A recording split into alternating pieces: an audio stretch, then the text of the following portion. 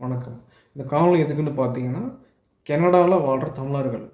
நீங்க கனடால வாழ்ற தமிழர்களா நீங்க இருந்தீங்கன்னா, உங்களுக்கு கனடால வந்து தொழில் ஆரம்பிச்சு பண்ணணும். பிசினஸ் ஸ்டார்ட் பண்ணி பண்ணணும். ஆனா, கனடாலயே உங்கள மாரியே இருக்கக்கூடிய தமிழர்களோட சேர்ந்து பார்ட்னர்ஷிப் சேர்ந்து போட்டு பண்ணணும். தனியா பண்றதுங்கிறத விட, தொழில் பண்றதுங்கிறத விட, ஒண்ணா சேர்ந்து பண்ணும்போது ஈஸியா இருக்கும். உங்களுக்கு எஃபெக்ட் அதிகமா இருக்கும். ரீச் அதிகமா இருக்கும். ஸ்பீடா இருக்கும். அப்படி உங்களுக்கு ஒரு மைண்ட் செட் இருந்தா, இந்த யூடியூப் வீடியோவோட டிஸ்கிரிப்ஷனில் வந்து ஒரு ஃபேஸ்புக் குரூப்போட லிங்க் கொடுத்துருக்கு. அந்த லிங்க்கை யூஸ் பண்ணி அந்த அந்த ஃபேஸ்புக் குரூப்பில் சேர்ந்துக்குங்க. அந்த ஃபேஸ்புக் குரூப்போட பேர் பார்த்தீங்கன்னா, கனடா தமிழர் வணிகக் குழு அப்படிங்கிறது தான்.